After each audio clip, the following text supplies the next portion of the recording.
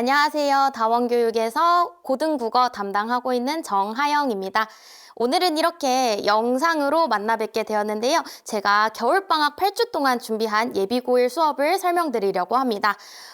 사실 지금 저는 아이들과 함께 계속 여름방학부터 수업을 하고 있어요. 그래서 원래 이름은 정하영의 고등국어, 이제는 이제 마지막 시즌이죠. 이제 시즌 3이지만 새롭게 겨울방학이다 보니까 제가 수업 이름을 붙여봤는데, 제가 이번에 준비한 겨울방학 8주 특강은 고등국어 독해지기입니다. 그래서 제가 국어 선생님이다 보니까 중의적 표현을 너무 사랑해서 일단 첫 번째로 겨울방학은 시간이 많죠. 그래서 저희가 드디어 3년 동안 쭉 달려왔던 그런 이제 중학교 생활을 마무리를 하고, 그리고 이제 좀 여유 있게 정말 나에게 필요한 공부들을 채울 수 있는 시간이라고 보여지는데요. 이제 그 시간이 많은 만큼 사실은 풀어지기도 쉽습니다. 그래서 좀 그런 어떤 우리 아이들의 흔들리는 마음을 제가 딱 잡아주고 저와 함께 같이 독한 마음으로 공부를 하고자 독해지기라는 이름을 붙였고, 또 두 번째는 제가 이번 겨울방학에 진행하는 수업은 독해력 향상이 가장 주된 목표입니다. 그래서 아이들이 독해,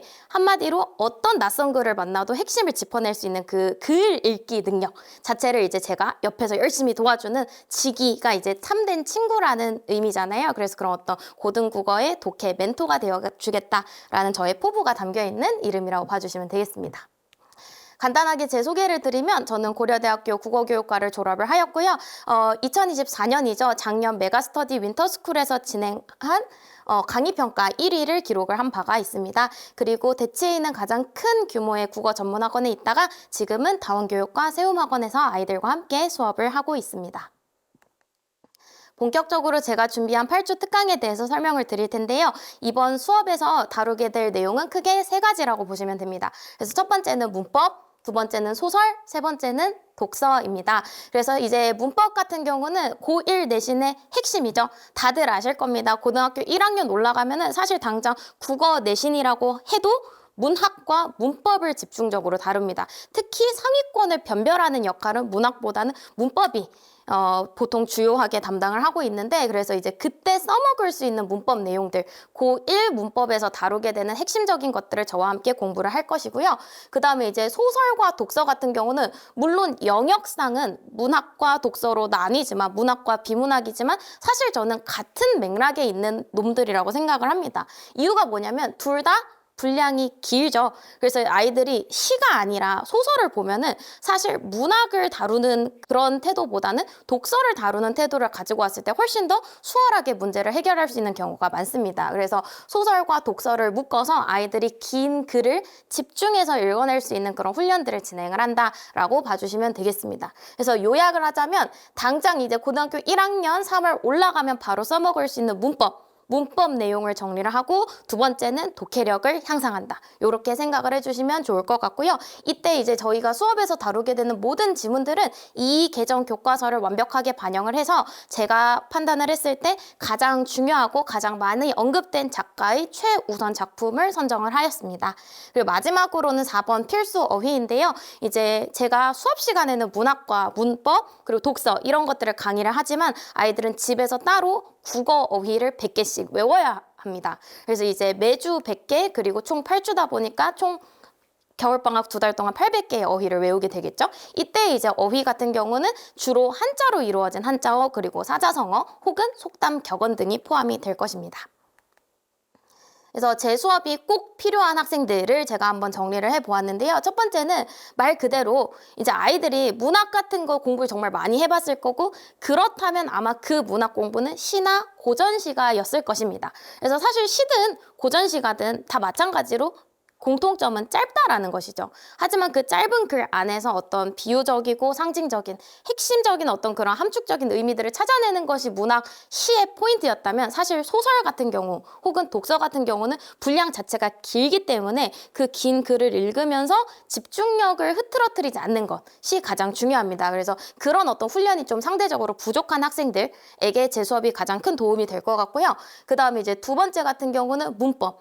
사실 이제 문법이 취약한 학생들, 학생들이 굉장히 많죠. 그런데 이제 사실 저는 이제 굉장히 까다롭고 복잡하고 어려워 보이는 문법도 굉장히 쉽고 깔끔한 언어로 굉장히 재미있게 가르칩니다. 그래서 문법 이론을 좀 잘 정리하고 고등학교 입학을 하고 싶은 학생들에게 굉장히 추천을 드리고요. 그 다음에 이제 마지막으로 세 번째는 계속 비슷한 맥락이긴 하지만 소설 공부 자체를 아직 많이 해보지 못한 친구들. 그래서 이제 현대시나 고전시간 해봤지만 소설 같은 경우는 어떻게 해야 될지 모르겠어요 하면 이제 보내주시면 제가 알려드립니다. 이제 마지막으로는 수많은 문학 작품을 재밌고 유익하게 공부하고 싶은 학생인데 사실 이거는 저라는 정하영 강사의 이제 특징이기도 합니다. 그래서 제가 지금은 영상을 촬영 중이고 교실에 이제 아무도 없기 때문에 굉장히 차분하게 말을 하고 있지만 사실 아이들 앞에서는 되게 우스운 사람이 되거든요. 이제 유쾌하고 아이들을 좀 즐겁게 최대한 재밌게 이끌어 가려고 노력을 많이 합니다. 이제 상세 커리큘럼을 좀 한번 준비를 해보았는데요. 보시면은 문법은 1주부터 8주까지 쭉 한 번도 빠지지 않고 계속 끌고 간다라는 걸 아실 수 있어요. 그래서 사실은 이제 문법에 굉장히 큰 포인트를 두고 있는데 문학 같은 경우는 이제 1월 4주에 현대소설 2번, 고전소설 2번. 그리고 이제 2월 4주 동안에는 독서를 각 갈래별로, 영역별로 나누어서 진행을 할 것입니다. 그래서 이런 커리를 쭉 따라오다 보면은 어느새 8주 끝나고 종강을 했을 때 우리 아이들은 저와 함께 고1에서 다루게 되는 문법의 모든 내용을 한 번씩 살펴보게 되고요. 그 다음에 무려 평가원 기출지문을 150개를 분석을 하게 됩니다. 그래서 어떻게 이게 가능한가라고 이제 물어보신다면 저는 보통 수업 시간을 되게 빡빡하게 설정을 해요. 그래서 아이들에게 정말 딱 그 최소한의 쉬는 시간, 최소한의 복습 테스트를 제외하고서는 모두 제가 아이들에게 저의 모든 것들을 이제 쏟아내는 이제 강의를 하고 있는데요. 이제 그때 평가원 기출지문을 보통 3개에서 4개 정도를 다루게 됩니다. 그리고 아이들이 집에 가서 매주 일주일 동안 한 15개 정도 그러니까 도합 일주일 동안 20개 정도의 지문을 공부를 하게 되는 것이죠. 그래서 그런 것들이 누적해서 쌓이다 보면 어느새 눈 깜짝하고 났더니 평가원 기출지문 150개를 분석을 하게 되는 그런 굉장히 이제 뿌듯함을 선사할 수 있는 커리를 제가 준비를 했습니다. 그래서 수업에서 진행이 되는 컨텐츠들은 다음과 같은데요. 일단 첫 번째 교재는 제가 자체적으로 만들고 있는 주간지입니다. 그래서 제목은 상상력이고 윗상자 써서 아이들이 위로 쭉쭉 올라가게끔 하는 그런 힘을 주고 싶은 저의 마음을 담았고요. 그 다음 이제 복습 자료 같은 경우는 아이들이 굉장히 좋아합니다. 그래서 저는 주간지로 매주 교재도 주지만 항상 프린트로 이제 아이들이 집에서 복습할 때 혼자 활용할 수 있는 복습 자료를 따로 챙겨주는데요. 이것은 다른 게 아니라 제가 지금 수업했던 내용들을 그대로 옮겨 적어놓은 수업 지문에 대한 자체 제작 해설서라고 봐주시면 되겠습니다. 그래서 아까 말씀드렸던 요 150개 관련된 요 지문들의 해설서를 제가 직접 작성을 해서 아이들에게 나눠준다라고 보시면 되겠고 사실 수업에서 좀 놓쳤던 부분이 있다고 하더라도 집에 가서 이 복습 자료를 읽어보면 그 자체로 수업이 완벽하게 복기가 되는 그런 시스템이라고 봐주시면 되겠습니다. 그리고 마지막으로는 정말 저의 노력과 정성이 들어간 컨텐츠인데요. 바로 저의 손필기 제작 자료입니다. 그래서 사실 이 손필기 같은 경우는 제가 실제로 수업할 때 칠판에다가 쓰는 판서의 내용을 교재에다가 옮겨 놓은 것이에요. 그래서 아이들이 저와 수업을 하다 보면은 교재에 막 필기를 이제 따라 적으면서 제 설명을 들어야 되는데 그러다 보면 또 이제 바쁜 와중에 좀 놓치게 되는 것들이 있을 수 있어서 제가 좀 집에 가서 따로 차근차근 복습을 하라고 손필기는 컬러로 뽑아서 매주 이렇게 아이들에게 나눠주고 있습니다.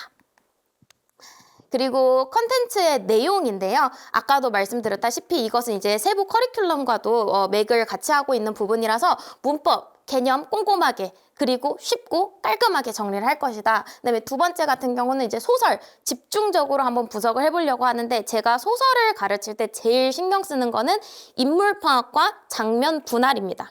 그래서 아이들이 사실 소설이라고 하면 되게 재밌는 이야기라고 생각을 해서 막 그냥 이야기 읽어야지 하는 마음으로 읽어요. 옛날에 마치 어린 시절에 동화책을 읽듯이 그냥 어떤 뚜렷한 목표의식 없이 막 읽고 납니다. 그러고 나서 문제를 풀려고 했더니 근데 내가 지금 무슨 이야기를 읽었지? 누가 말한 거지? 애초에 제일 중요한 그 내용 파악 자체가 안 되는 경우가 많아요. 그래서 그럴 때는 제가 얘들아 이것도 하나의 독해 지문이다. 그래서 여러분들이 지금 누가 무얼 하고 있는지 장면 단위별로 끊어 읽고 어떤 상황인지 그 상황 속에서 인물들이 어떤 반응을 보이고 있는지 이런 것들을 파악해라 라고 이렇게 소설을 읽는 방법 자체를 이제 저와 같이 공부를 하고 그 다음에 이제 독서도 마찬가지입니다. 태도를 훈련시킬 겁니다. 그래서 독서 같은 경우는 뭐 배경 지식이 많아야 유리하다 이런 어떤 말들이 있지만 사실 저는 이번 수능에 한정해서 독서는 배경 지식이 필요 없다고 생각을 하거든요. 그래서 이제 배경 지식이 아니라 정말 내 눈앞에 주어진 그 텍스트 안에서 내가 이 정보들을 어떻게 처리할 것인가. 특히 아이들이 제일 많이 하는 실수 혹은 이제 오점 중에 하나가 뭐냐면 문장을 읽습니다. 이해가 안 돼요. 그러면은 오케이 하고 넘어갑니다. 근데 사실 그 순간 넘어가면 안 되는 거거든요.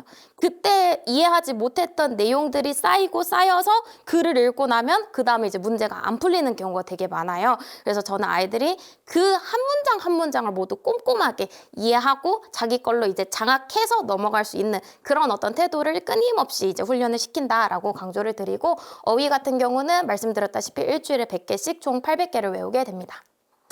마지막으로 이제 학습 관리를 이야기를 드릴 건데요. 저는 굉장히 이제 애정과 관심으로 학생들을 관리를 하고 있습니다. 그래서 테스트와 이제 클리닉 이렇게 크게 두 가지로 이제 나눌 수 있는데 테스트 같은 경우는 제가 수업 시간에 매주 다루고 있는 문법, 문학, 독서를 얼마나 성실하게 복습을 해왔는지 그리고 강의 외적으로 아이들이 집에서 숙제로 공부를 해와야 되는 어휘 얼마나 성실하게 암기를 해왔는지 테스트를 봅니다. 그리고 테스트 시간은 최대가 30분이고 30분을 절대 넘기지 않아요. 이유는 아까도 말씀드렸다시피 저는 아이들이 3시간 동안 이 학원이라는 곳에 와서 저를 만나는 그 동안만큼은 정말 저와 수업을 하고 많은 것들을 얻어가길 바랍니다. 이제 괜히 물론 시험을 보고 문제를 푸는 것도 의미가 없진 않지만 이제 그런 것들은 집에서 최대한 이제 고민하고 문제 푸는 과정은 집에서 하고 그리고 이제 수업 시간에는 저와 같이 호흡을 같이 하는 것을 가장 지향을 하고 있고요.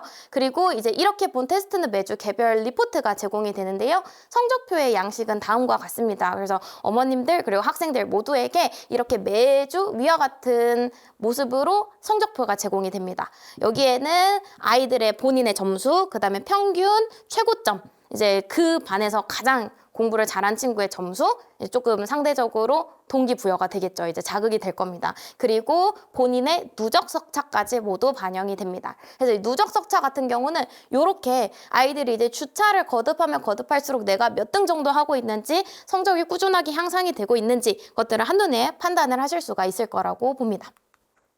이제 관리 같은 경우는 클리닉인데요. 저는 아이들이 제 성에 차지 않은 모습을 보이면 집에 보내지 않습니다. 무조건 제가 붙들고 있고요. 부모님께 전화드려서 제가 데리고 있겠습니다. 이렇게 연락을 드려요.